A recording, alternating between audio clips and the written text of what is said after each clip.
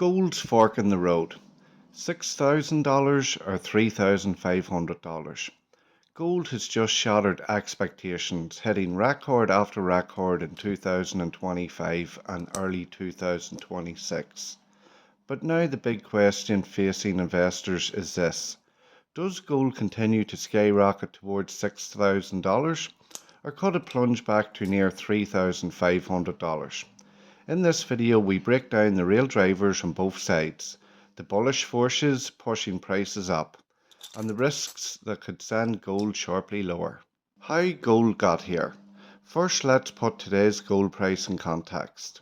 After more than 50 all-time highs and a massive rally in 2025, gold has become one of the best performing assets in decades.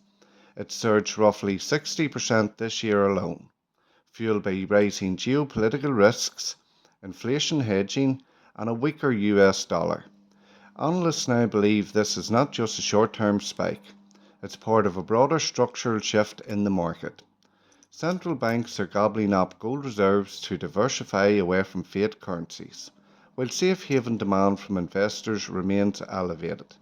But behind these broad moves are several specific catalysts, and they matter when we talk about whether gold heads up or down next. Why gold could go to $6,000. Number 1. Central bank buying and reserve diversification. Central banks around the world have been accumulating gold at unprecedented rates. Emerging market banks, including China and others, have increased holdings partly to reduce reliance on the US dollar. Gold's historical role as a reserve asset has only strengthened with global financial uncertainty, and if central banks maintain heavy purchases, it could create sustained upward pressure. Number 2. Geopolitical tensions and safe haven demand. Conflict, sanctions, trade wars, and political instability drive investors into gold as a hedge. Prices rose when markets feared recession or currency weakness. This is classic flight to safety behaviour. Number 3. Weaker dollar and lower real rates. Gold tends to perform best when the US dollar weakens and real interest rates fall, both of which reduce the opportunity cost of holding a non-yielding asset. Analysts widely expect interest rate cuts or a more accommodative stance from the Federal Reserve in 2026, which could push gold higher. Number 4. Sustained investment demand. Bullish forecasts from major banks suggest gold could rise well beyond current levels. HSBC predicted a possible price surge towards $5,000 an ounce in 2026, driven by geopolitical uncertainty and institutional buying. JP Morgan research indicates that gold could average over $5,000 by the final quarter of 2026, and even higher longer term under strong demand conditions. Taken together, these forces paint a scenario where gold could break into previously unimaginable territory, pushing toward the $6,000 zone if those pressures intensify. Why gold could fall towards $3,500. Now let's flip the script. A dramatic rise isn't the only possibility. There are real headwinds that could push gold lower rather than higher. Number 1. Interest rates and real yields. Gold doesn't yield interest.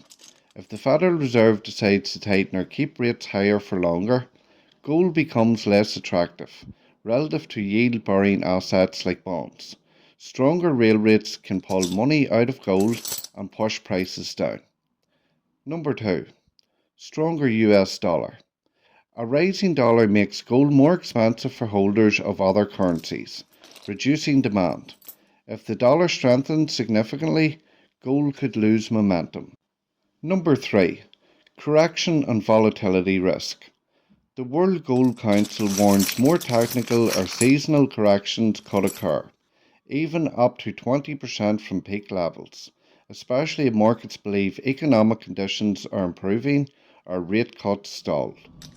In such scenarios, a drop towards 3,500 isn't out of the question, especially if combined with a hawkish Fed and strong equity markets pulling capital away from safe havens. Macro triggers, what could push it up or down? Here are the real event triggers to watch that could decide which path gold takes. Triggers for upside. Fed rate cuts beyond market expectations. Major geopolitical shock. New rounds of sanctions or financial pressures. Massive renewed central bank accumulation. Trigger for downside. Fed maintains rates or tightens. US dollar strengthens significantly. Global economic rebound, confidence returns. Strong equity rallies pulling investment flows. These triggers matter because gold doesn't move in a vacuum. It reacts to the way markets perceive risk and return. What this means for investors. So what does all this mean for you? Gold at 6,000 is not a crazy scenario. It's supported by macro pressure, central bank behaviour and geopolitical risk. But gold at $3,500 is also possible if macro conditions flip, especially if the US economy avoids recession, interest rates stay high and the dollar regains strength. From an investment perspective, if you believe risk, inflation and monetary easing dominate the next trend, gold and safe havens could surge. If you believe economic normalization and strong rate policy continue, gold could remain capped or even pull back. Positioning isn't about picking a single number.